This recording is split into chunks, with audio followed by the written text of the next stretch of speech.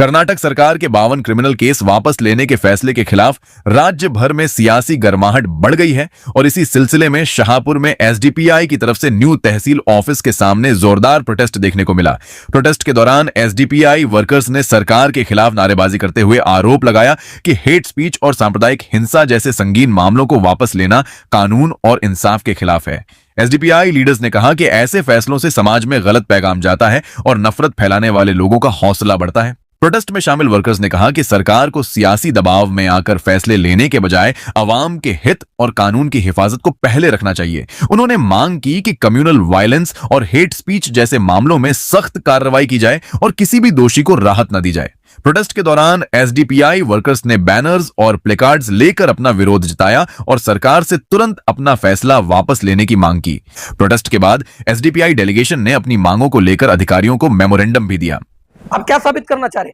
BJP आपका opposition, आप उनके केस वापस लेकर क्या साबित करना चाह रहे, क्या मैसेज दे रहे?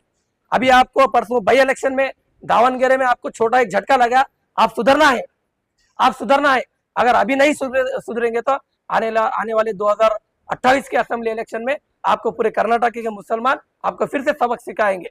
ये भरोसा देकर 95% मुसलमान वोट दिया था ताकि जब कांग्रेस गवर्नमेंट हुकूमत में आएंगे तो हमारे तमाम मसाइल का हल निकलेगा बोलकर, लेकिन कौन से भी मसाइल हल नहीं हो रहे और मसाइल बढ़ रहे। और आने वाले दिनों में ये जो भी गौरक्षा के नाम पर जो गुंडागिर्दी कर रहे हैं, इनको भी घर घर तक आ रहे, गलियों तक आ रहे, इनको कौन परमिशन दिया आने के लिए? आकर क्या है, क्या बोलते हैं, आप घर तक आकर गुंडागिरी कर रहे, दादागिरी कर रहे।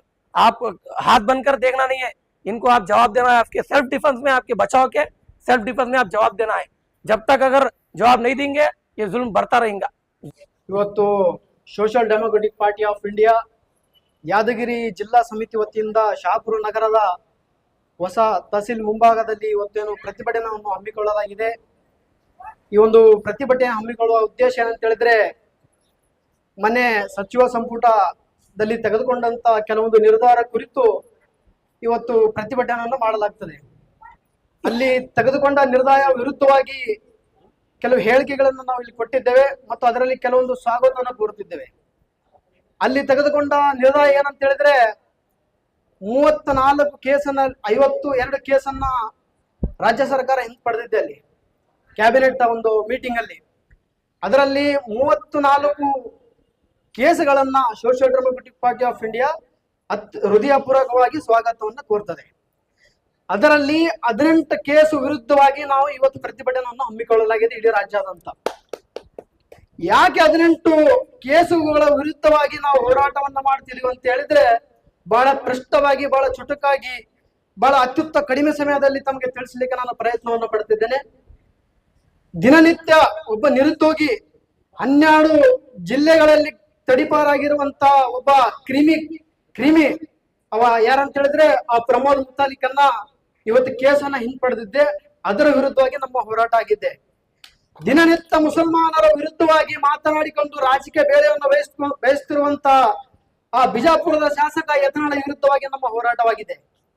ನಮ್ಮ ಹೋರಾಟ ಇರುವಂತದ್ದು ಆ ಮುಸಲ್ಮಾನ ಸಮುದಾಯದ ಹೆಣ್ಣು ಮಕ್ಕಳನ್ನ ಒಂದೇ ಗಂಡರಿಂದ ಸಾಧ್ಯವಿಲ್ಲ, 5 ಗಂಡರನ್ನ ಮುಸಲ್ಮಾನ ಮಹಿಳೆಯರಿಗೆ ಬೇಕು ಅಂತೇಳಿ ಪ್ರಚೋದನಕಾರಿ ಭಾಷಣ ಮಾಡಿರುವಂತ ಆ ಕಲ್ಲಡ್ಗ ಪ್ರಭಾಕರ್ ಭಟ್ ನನ್ನ ವಿರುದ್ಧವಾಗಿ ನಮ್ಮ ಹೋರಾಟವಾಗಿದೆ।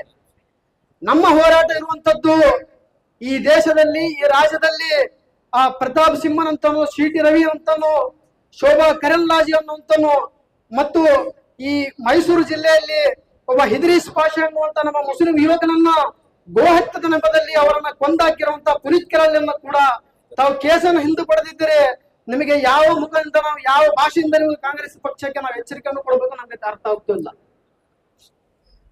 आओ सितमगर हुनर आजमाते हैं, तुम तीर आजमाओ हम जिगर आजमाते हैं।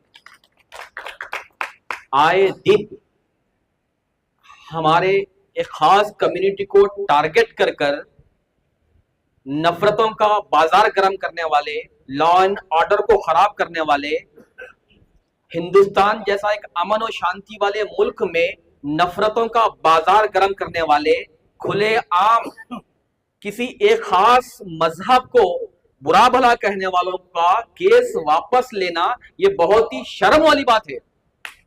होना तो ये चाहिए था कि हुकूमत उनके खिलाफ सख्त से सख्त एक्शन लेकर उन्हें तख्ते-ए-दार पर लटकाना था, उसकी बजाय उनके केसेस को वापस लेना, ये बहुत बड़े शर्म वाली बात है। बहुत ही शर्म वाली बात है। चूंकि कोई गलती करता है तो उसकी सजा मिलना जरूरी है, अगर सजा नहीं मिलेगी तो वो और भी आजाद होगा।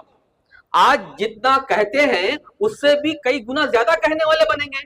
उनकी जुबानों पर तुम लॉक लगाने की बजाय, रोकथाम करने की बजाय उनके केसेस को वापस लेना कितने अफसोस वाली बात है।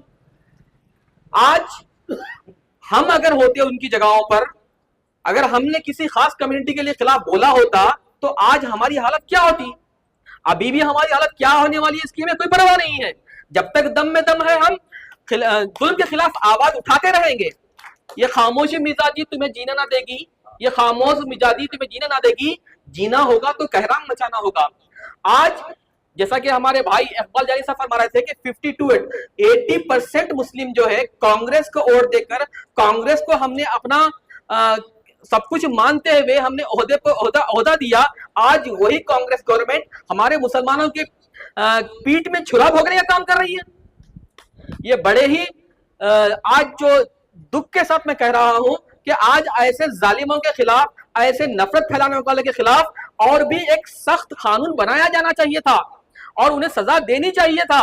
उसकी बजाय ये कानून को वापस लेना, उनके केसेस को वापस लेना, ये बहुत ही संविधान के खिलाफ है, गलत है।